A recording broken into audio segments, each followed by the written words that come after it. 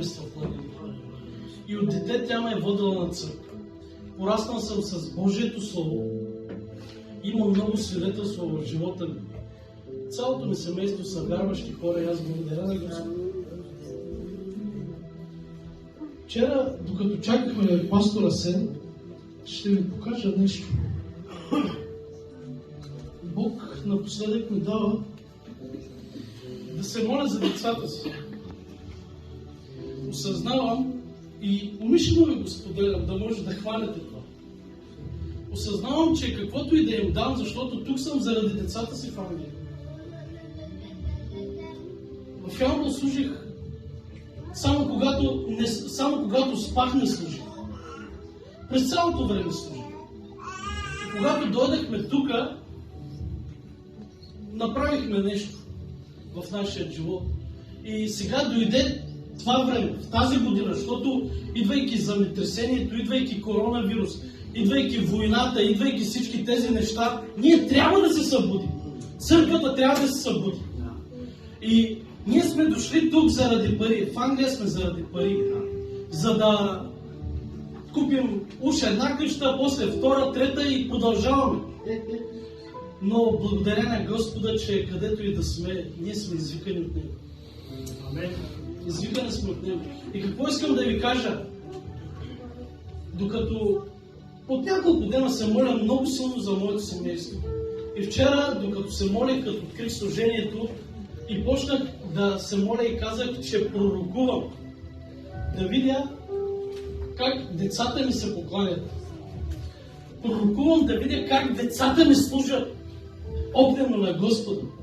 И докато съм се молил с тази молитва, в същия момент едно от децата, понеже имам 3 деца, нали, голямата е женена, средната не е женена, тя е почти на 18, но от 3 месеца е приела Господа и служих много силно на Господа.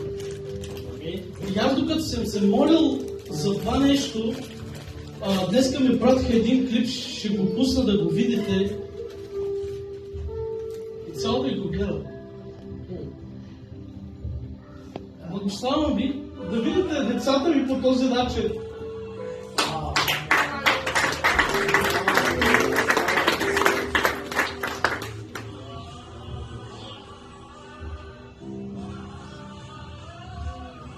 Това е дъщеря ми и тя се покланя на Господ. Осъзнах, че каквото и да дам на детето си, каквито и финансови възможности да й дам, каквото и да осигуря, ако не й предам вярата си, слушай ме добре, ако не й предам вярата си, аз съм в лъжа. Защото всичките тухли, цялата ламарина и всичко, за което се сещате и което може да оставите, един ден нищо няма да има, всичко ще стане прах. Но ако предадеш вярата си, ако и предадеш вярата си, ти предаваш живот. Живот вечен. Господ да ви благослови. От една седмица работя върху една мисъл. С какво заслужихме тази милост? С какво заслужихме тази милост? Казвам ви много накратко това, извинявай, че взимам от времето. С какво заслужих тази милост? И се питам и казвам, Господи, това е съвършено нещо. Това е необяснимо нещо, да слезе, да дойде, да се роди от жена, да отиде на кръста, да ни изкупи. И казвам, защо? С какво съм го заслужил? С какво сме го заслужили? И знаете ли, докато питах Господ, се сетих за моята любов към моите деца. И си обясних, че единственият начин, единственото възможно нещо Господ да го направи е защото в нас има част от Него. При сътворението на човека, 2 глава, 7 стих на Битието, там се казва, нали, как Бог сътвори човека и когато Той го сътвори, защото преди да сътвори всичко останало, Той ги сътвори с дума. Казваше и ставаше. Обаче, когато стигна до човека, той почна да работи с ръцете си. Почна да работи с ръцете си. И като работеше с ръцете си, пръст, кукла, манекенче, Нали си го представяте, където слагат дрехите? Това не беше достатъчно. И тогава Господ направи нещо. Той дръхна в него. Той му даде нещо. Той даде нещо на Адама.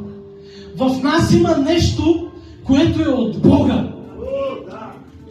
И аз казвам, в сина ми има нещо, което е от мене. Той е част от мене. Той носи моя ген.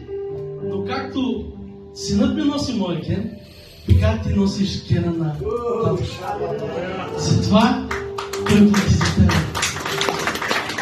Господ да ме благослови. Няма да отнема повече време. Не знам, а сега ли ще дойде някой друг?